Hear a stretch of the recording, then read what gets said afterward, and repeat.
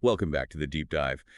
Today we're getting into Grindr and, well, also looking at other ways men connect. We're using insights from meninmeetmen.com. Exactly. Think of it as like the lowdown on the app, but also the bigger picture beyond just the phone screen. So we'll cover setting up a profile, the key features, Mm. safety, super important, its impact, certainly here in the UK, and then, yeah, those alternatives, meninmeetmen.com highlights. Sounds like a plan. Okay, so let's kick things off with Grindr itself. Launched, what, 2009? Yeah, '09. And it really did shake things up, didn't it? Using geolocation. Right, your phone's location, basically, to show you who's nearby for gay, bi, queer men. And it came about because, well, there weren't always many places to meet, especially easily or, discreetly. It sort of filled that gap. Before Grindr, it was often bars, clubs, specific spots, Yeah. which weren't accessible to everyone, right? Spot on. This created like an instant digital meeting place based purely on where you were. Pretty revolutionary at the time. Okay, so someone downloads the app. First hurdle, the profile. mnmeetmen.com really stresses this is your digital handshake. Yeah, that first impression. And people, well, they swipe fast, don't they? So it needs to count. They break it down really well, actually. It's not just about one photo. No, each bit matters. Let's start with photos then. Okay, pictures, clear, good quality. That's the baseline. Definitely. And nnmeetmen.com suggests showing your face, in good light, not just the torso shots, although they're common. Makes sense. Builds more connection, maybe. Seems to be the idea. The big no-nos are like blurry pics or those group shots where you're playing Where's Wally? Yeah.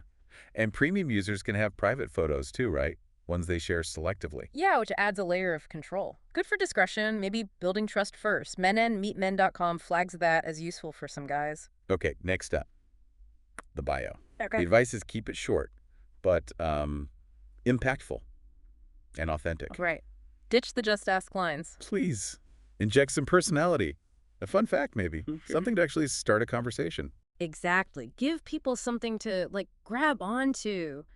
Think about who you want to connect with. Specifics, help, hobbies, humor. Yeah, makes you stand out from the crowd. Totally. Then you've got the stats. Ah, yes, the vitals. Age, height, body type, relationship status.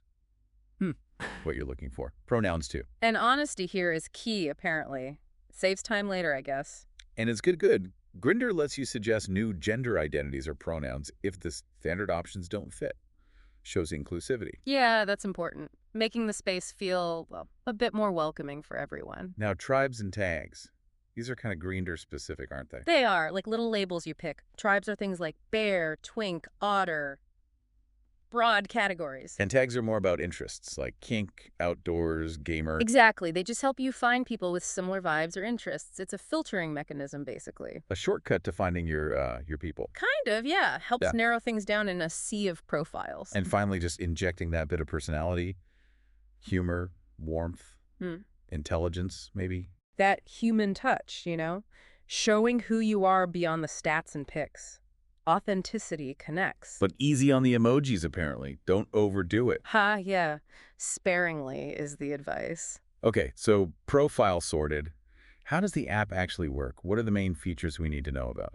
Well, messaging is obviously central. Instant chat. Right, you can send photos, audio clips, live location too. Yeah, live location, and video messages for premium users. They also mention AI moderation trying to catch inappropriate stuff. That's interesting. AI trying to keep things civil. Wonder how well that works. Hard to say. Probably not perfectly, but it's an attempt to, manage the environment.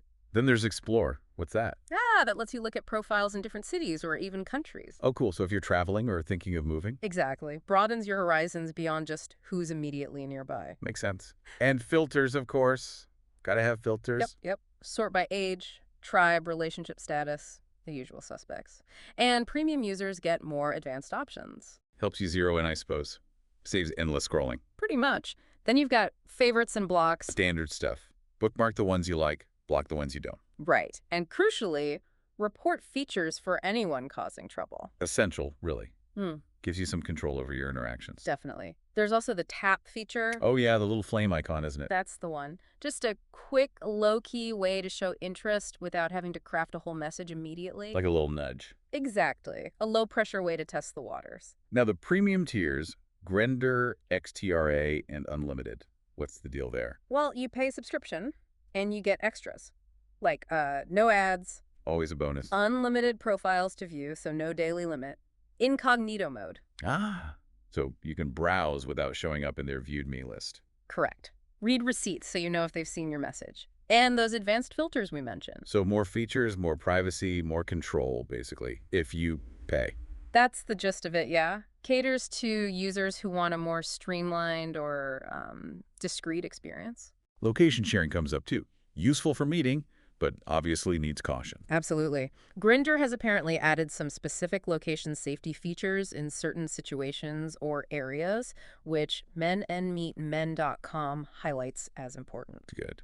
Recognize the risks involved. Yeah, trying to mitigate them somewhat. There's a web version too, for desktop users. Yep. It syncs with your mobile app so you can chat and browse on a bigger screen if you prefer. More flexibility. In video chat. Still a thing. Yeah, still there. Good for, pre-meet screening or connecting long distance. Adds another layer. Gets you a better sense of the person before meeting up. Exactly. And finally, related to incognito, is browse anonymously, another premium feature for ultimate discretion when viewing profiles. Right, so lots of features to navigate, but underpinning all of this has to be safety. Oh, absolutely. menandmeetmen.com dedicates a lot of attention to this, and rightly so. It's probably the most critical part. Okay, top safety tips. First one, meet in public first time. Always. Non-negotiable, really. Neutral ground, lets you suss things out safely. No pressure to go somewhere private. And tell a friend your plans. Who, where, when. Let someone know. Such a simple thing, but it's a vital safety net. Just having someone aware makes a huge difference. Protect your personal info early on. Don't give out your exact address or workplace straight away. Yeah, build trust first. You can share more later if things feel right. Keep some initial anonymity. Use the reporting and blocking tools if someone's aggressive or makes you feel unsafe. Don't hesitate. It's there for a reason. Helps protect you and potentially others too. Respect boundaries. This feels obvious, but maybe it isn't always. No means no. Slow replies happen. Consent and respect are just fundamental. Online, offline, doesn't matter. And sexual health, that's on you. Grindr isn't screening anyone. No, it's personal responsibility. Safer sex practices, open communication about it. That's crucial. Be super wary of scams. Anyone asking for money? Big red flag. Clicking weird links. Nope. Definitely. Financial requests, dodgy links, huge warning signs. Steer clear. Moderation is key too, right? Don't let the app consume you. Yeah, set some boundaries, keep it healthy, make sure it's not becoming a source of stress or, taking over. And finally, know the local laws. Age of consent, public decency. That stuff matters when you meet up. Absolutely. Being aware of the legal side is just part of being responsible and safe. Okay, let's shift perspective a bit. What's Grindr's wider impact been like, particularly here in the UK? mnmeetmen.com touches on this. Yeah, it suggests the impact's been pretty significant, actually, especially in terms of visibility and how men connect outside of, say, the big city scenes. Right, in smaller towns or more rural areas where there might not be many LGBTQ plus venues. Exactly.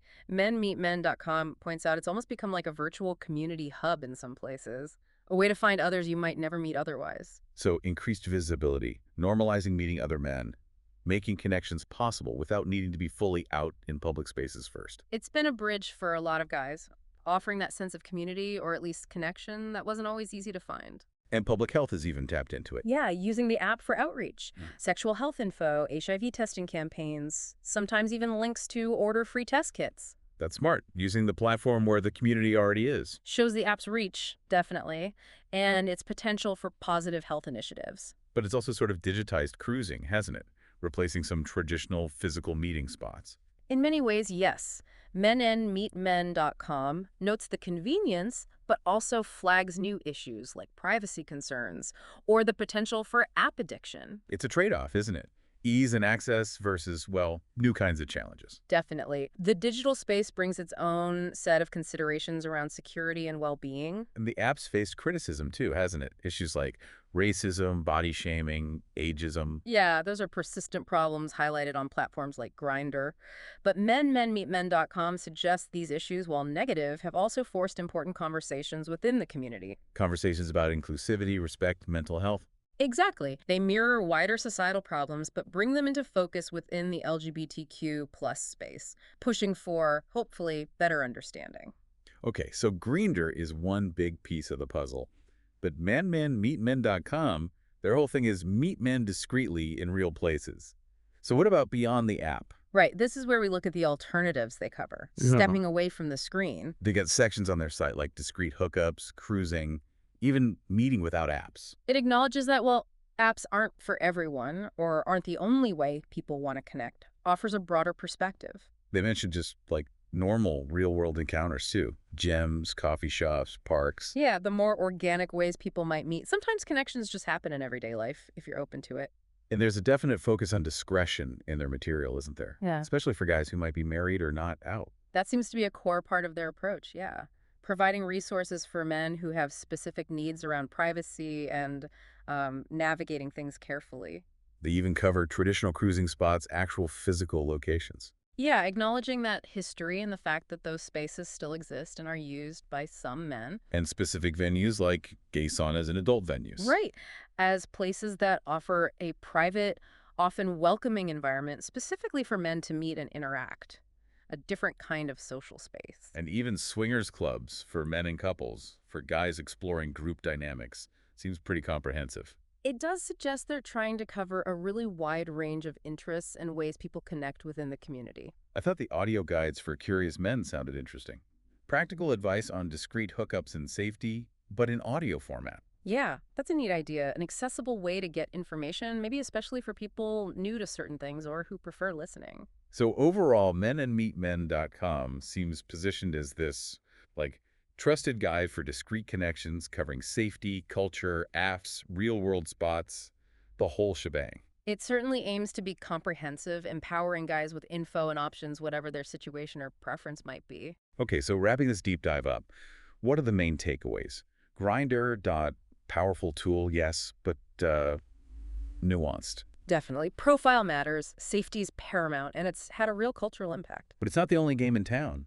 As menandmeetmen.com shows, there are loads of ways men connect online and off. Absolutely. The app is just one option in a much bigger landscape. And your experience, whether on Grindr or elsewhere, really depends on your approach, doesn't it? Intentions, safety awareness, respect. Spot on. Being clear, being careful, being respectful, that shapes everything. So maybe the final thought for everyone listening is, how do these digital spaces, like Grindr, and the physical spaces, like the ones menmeetmen.com talks about, intersect for you? Yeah, what kind of environment actually works best for the connections you're looking for? Is it the app? Is it meeting organically? Is it something else entirely? Maybe exploring resources like menandmeetmen.com could offer some ideas. Or maybe it's just about reflecting on what feels most authentic and, well, right for you right now. It's always changing, isn't it? And your own journey is part of that bigger story.